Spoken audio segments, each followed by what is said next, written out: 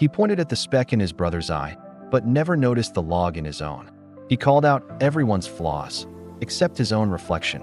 And Jesus said, "First remove the log from your own eye. Then you will see clearly to remove the speck from your brother's." This isn't a story about eyesight. It's a story about insight. Of all Jesus' parables, few are as short or as sharp as this one. In just 3 verses, he exposes the hypocrisy, pride, and blindness that live quietly in every human heart. Found in Matthew 7 verses 3 to 5 and Luke 6 verses 41 to 42, Jesus says, "Why do you look at the speck of sawdust in your brother's eye and pay no attention to the plank in your own eye? How can you say to your brother, 'Let me take the speck out of your eye,' when all the time there is a plank in your own eye? You hypocrite, first take the plank out of your own eye, and then you will see clearly to remove the speck from your brother's eye." It's both humorous and haunting. A carpenter using the image of wood in the eye to describe the danger of spiritual blindness. This parable speaks directly to families struggling with judgment and misunderstanding, leaders who must correct others with humility, not pride, youth learning to practice empathy in a world of criticism. The workshop smelled of cedar and sawdust. A young carpenter leaned over his bench, chiseling a piece of wood, the rhythm of hammer and breath filling the room. His apprentice worked beside him, eager but clumsy, squinting as he sanded a rough beam. "Careful," the master said, smiling. "You've got sawdust in your eye." The apprentice laughed, rubbing it away. "It's nothing," he said. But then, the master turned, and everyone gasped. Sticking comically from his own eye was a thick wooden beam, almost as long as his arm. He squinted past it, pointing a finger. "Here," he said, "let me help you get that speck out." The apprentice stepped back, half amused, half horrified. "Master," he said carefully, "maybe you should handle your beam first." The carpenter paused, blinked, and finally realized the absurdity of his own reflection. He laughed, but Jesus' listeners didn't, because they knew exactly what he meant. The humor faded, and conviction settled in the crowd like dust after a saw cut. This wasn't about wood. It was about the heart. The imagery, Jesus, a carpenter's son, used a familiar picture, the workshop, sawdust, and planks, to connect moral blindness with everyday experience. Speck, Greek.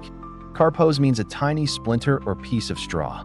Plank, Greek, dokos, means a large wooden beam, something massive and ridiculous compared to a speck. Context: this teaching follows Jesus' warning against hypocrisy and judgment, Matthew 7 verses 1 to 2.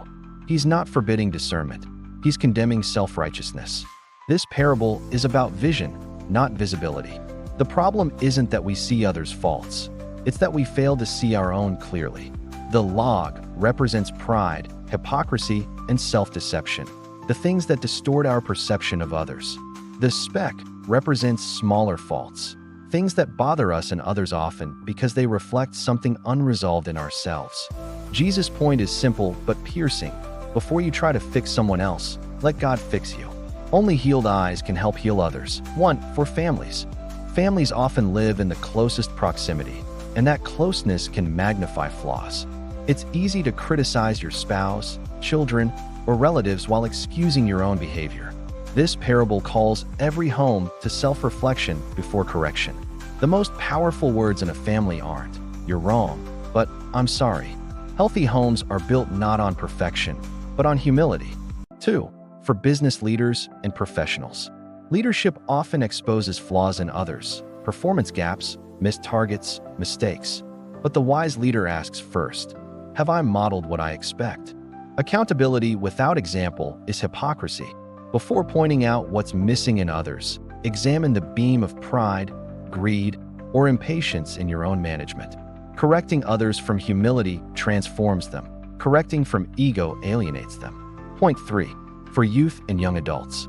In a world driven by social media, comparison, and public opinion, everyone has something to say about everyone else. But Jesus challenges you to pause before posting, commenting, or judging. It's easier to expose others than to examine yourself. True maturity begins when you realize self-awareness is more powerful than criticism. Be known for reflection, not reaction. Lessons 1. We see in others what we deny in ourselves. Often, the flaw we're most irritated by in others mirrors something hidden in us. The log distorts perspective, and we project our inner struggle outward. 2. Correction without compassion is blindness. The goal of removing someone's speck isn't to humiliate them, it's to heal them. But only a humble heart can correct gently. 3. Hypocrisy blocks clarity. The plank isn't just sin, it's self-deception. You can't see others clearly until you've let God expose your own darkness. 4. Judgment is meant to begin with the mirror. Jesus isn't against judgment. He's against judgment without introspection. Moral authority is born in self-awareness. Picture a talk show panel. 5 people debating someone else's mistake, their voices loud, their anger righteous. But off camera, each has secrets, debts, addictions, lies, wounds. They're blind to their own reflection while dissecting another's life. That's our world, obsessed with exposure, allergic to repentance. Jesus' parable cuts through the noise. Before you analyze others, audit yourself. Before you diagnose others, let God operate on your own heart. You can't help others see until you see clearly yourself. Families, model repentance before demanding change. Children learn more from confession than correction. Leaders, create a culture where feedback flows both ways. Let humility set the tone. Youth, be the generation that chooses empathy over ego. Listening is your greatest superpower. 1. Families, start each week by asking, "What beam might I be ignoring?" and pray together for clearer hearts. 2. Leaders, write down one blind spot that might be affecting how you lead. Ask for honest feedback. 3. Youth, before reacting to criticism, pause and ask, "Is there truth here I need to see?" 4. Everyone, spend 10 minutes in quiet reflection today. Lord, reveal what I can't see in myself. The carpenter's story isn't about sawdust and wood. It's about hearts and humility. The world doesn't need more critics. It needs clearer eyes. You can't guide others if your own vision is clouded. You can't heal what you refuse to acknowledge. So before you point, pause. Before you correct, confess. Before you judge, reflect. The speck will take care of itself when the log is gone. And when you finally see clearly, you'll realize that mercy was always better than mockery. If this story reminded you to look inward before judging others, type in the comments, "Lord, remove the log from my eye."